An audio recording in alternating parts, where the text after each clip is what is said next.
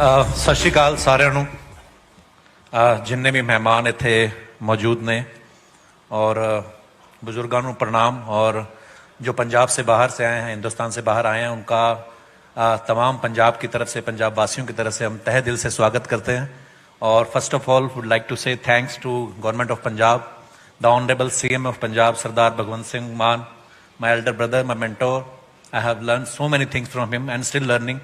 And I must say, Baji, I don't have words to express my feeling, but so good to see you there and so proud of you, the way you are working hard for Punjab, for your people. Really appreciate, and thank you for making me part of this beautiful initiative, Rangla Punjab. मैं पंजाब च जम्मिया पलिया, 27-28 साल इत्थे रहे, हुण पिछले 15-16 साल तो बॉम्बे च रह रहे हैं। बट कल जब मैं PDF फाइल देखी, रंगला पंजाब का जोड़ा पूरा बनाया गया, कुछ चीज़ां ऐसियां सीगियां जिहड़ियां मैनूं भी नहीं सी पता कि मैं पूरी जवानी, मतलब हले भी जवान है वैसे, पर कई ऐसियां चीज़ां सीगियां जिहड़ियां मैनूं नहीं सी पता कि अच्छा ये भी पंजाब दे विच इन्नियां खूबसूरत लोकेशन।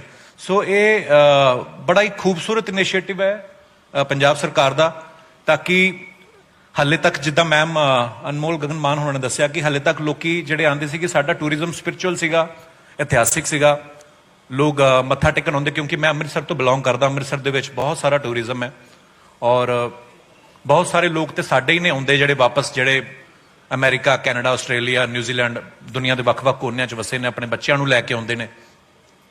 सो फॉरनर्स भी आउंदे ने, पर हाले तक कभी कोई ऐसा हमला नहीं किया गया कि पंजाब टूरिज्म नूं होर एक लैवल ते लोकां नूं होर ज़्यादा अवेयर किया जाए कि पंजाब दे विच कितना कुछ है।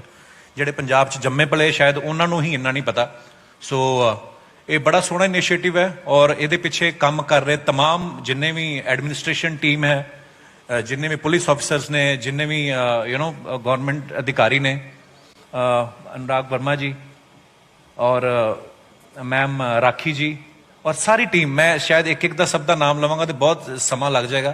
सो सारे ही बहुत हार्डवर्क कर रहे हैं और मैं भी हर साल दे विच कोशिश करदा कि अपने बच्चों को पंजाब जरूर 2 वारी लैके आवां, उन्होंने दसां कि साडी हिस्टरी की है, साडा कल्चर। मैं पूरी दुनिया घूम के देख लिया। आई थिंक भाजी लोग चीफ मिनिस्टर बनने तो बाद पॉपुलर होंगे आ, तुसीं पहलां ही इन्ने पॉपुलर सीगे, तुसीं बाद चीफ मिनिस्टर बने हो, तुसीं सारी पूरी दुनिया देखी है। जिन्ना मान सत्कार, जिन्ना अपनापन, जो लोग नॉन पंजाबीज हैं उनको मैं बताना चाहूँगा, हम लोग उस कौम को बिलोंग करते हैं। हम लोग कभी अपॉइंटमेंट लेके मिलने नहीं जाते, हम सीधा घर में घुस जाते हैं, क्योंकि प्यार मोहब्बत इतना, और हमें यह भी पता है कि सामने वाला भी उतना प्यार से मिलने वाला है। तो ये है हमारा पंजाब, और हम चाहेंगे कि पूरी दुनिया से लोग आके पंजाब को देखें, पंजाब के बारे में और जानें, हमारा विरसा, हमारा कल्चर। बहुत कुर्बानियां हुई हैं और हमारे बच्चों को पता चलना चाहिए कि अगर आज हम लोग खुली हवा में सांस ले रहे हैं, सो वो इतना ईजी नहीं था। हमारे गुरुओं ने, हमारे लोगों ने बहुत शहादतें दी हैं और पंजाब बहुत खूबसूरत है, यहाँ के लोग बड़े खूबसूरत हैं और हम चाहते हैं कि ये जो खूबसूरती है, जो महक है, ये पूरी दुनिया तक पहुँचे, और उसके लिए आप सब लोगों का साथ चाहिए। बाकी हम तो हैं ही पंजाब से, हम पंजाब की मिट्टी पे जन्म लिया है, और जब जब ज़रूरत पड़ेगी, जब हमें लगेगा कि पाजी आप हमारे लीडर हैं, आप हमें हुक्म करें और कहाँ हमारी ड्यूटी लगाएं, हम लोग पहुँच जाएंगे। और thank you so much once again for having us here. So thank you so much. So ये नाल ही इजाजत चाहांगा, कलाकारों को माइक मिल जाओ, छड्डदे नहीं हुंदे। सो मैं ये नाल ही तुहाडी सारिਆਂ ਦੀ इजाजत चाहांगा। Thank you so much, thanks a lot.